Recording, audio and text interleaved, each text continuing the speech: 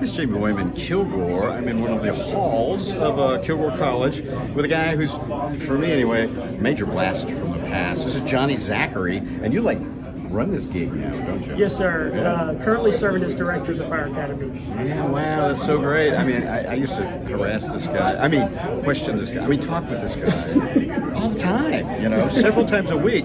But you retired from Longview Fire Department. Yes, sir. And I digress very horribly here because we're not here for all that. We're here for what's behind me in this case and what you guys just did here at a 911 service. Yes, sir. Yeah, it was important to us to not just use the words, but to show we haven't forgotten the sacrifice many men and women gave as a result of 911, and those who served before 911, during and after, and both in the military and the fire service. And yes, very well recognized. It's quite an interesting idea you had here to do it in the hallway. Yes, sir. And it's 130 feet long. What's the significance? So this hallway we measured from the point I pointed out. It's exactly 130 feet.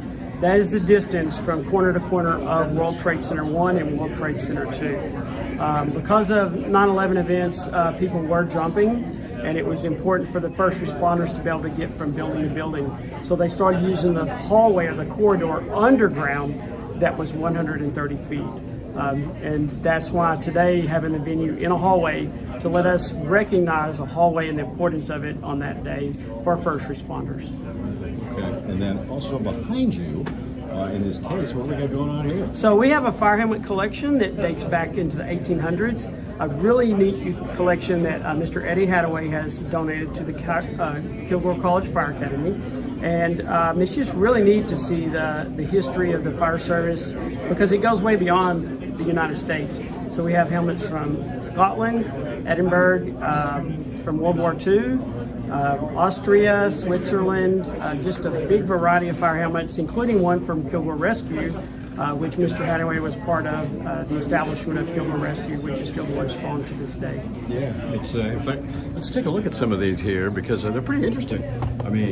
This one's crazy. That's like totally Star Wars. So that is a Euro helmet from Paris, France. The Euro helmet never caught on in the United States because of the unique design, but it's actually pretty incredible how it works. But we're a traditional fire service in America, so some of the newer Euro style hasn't caught on yet here in the United States. Wow. This is Austria fire helmet from the 1800s. Very old fire helmet. We have a German World War II defense and a U.S. World War II defense helmet.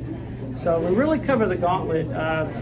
Sorbet, a town south of France, and then we have 2 Switzerland fire helmets.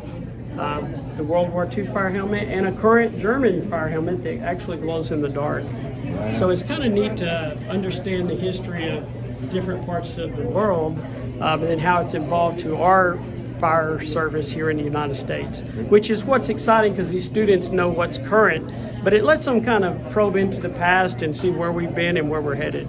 Yeah, that's really great. And I was talking to Eddie just a little while ago, and he's just fascinated with these things, and he was telling me that they just kind of sit at his house. Occasionally he would loan them out to fire departments, they'd put them on display so people could see them, but for the most part they were just sitting around his house. So he decided what better place to put it, right? Right, so we're glad he chose us, and as you can see, we took it very serious, and we preserved them for the many that come through the halls that they enjoy. Yeah, that's really cool, really special. And yeah, a lot of people showed up for this event. There's another case full of them down here. Come on down this way. And excuse us, folks. And here are some more of these. In fact, this is the man himself. This is Eddie Hadaway. I'm springing this on you because we're rolling right now. Yes. So this is quite a collection you have. Oh, it's a very good collection. I've enjoyed all these years collecting it. And so I guess you just decided this was the best place to put it. Yes. Well, I have them at home, and I miss them, but nobody in my family wanted them. And I figured when I pass away, I don't want to end up in a garage sale. Somebody will buy them, not know what they have. Well, yeah, that's true. I mean, what's the story on this one right here? This is a French fire helmet thing we were wearing in the Victorian age. That's British. I'm saying this is British helmet. Okay, okay. This is World War II, America. And this is a helmet that we were in Kilgore rescued in. This is my helmet. This is a British helmet they wore in the 80s made on wood.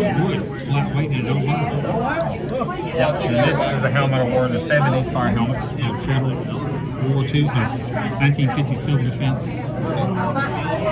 That is quite a collection. And I guess you just being a firefighter, you just got fascinated by it. I got to go to fire schools in different countries this way. Yeah, okay, all right. Go to school in France and Germany. The fire department's allowed to have a pint of beer at lunch and dinner. And it's French. But that's cool. Sweet. Oui. So, yeah, how many helmets in all? I think it's like 13 of them. 13? Okay. And that took you a few years to collect, that would have been. Yeah. And I mean, because I've just never even heard of anybody that collected firefighter helmets. Well, there's people out there. Yeah, I'm one of them. Yeah, okay. All right. Well, this is really cool. Are you still currently collecting? No, I'm right here now. If I find it, I'll bring them and donate them, I guess. Oh, okay. I'm not saying I won't get any more, but I'll bring them. I guess you're always on the lookout, though. Oh, yeah. Can't help it. Yeah, there's another helmet out there someplace. Yeah, another one. Well, thank you so much for speaking with me, Eddie. I guess looks like we totally lost Johnny.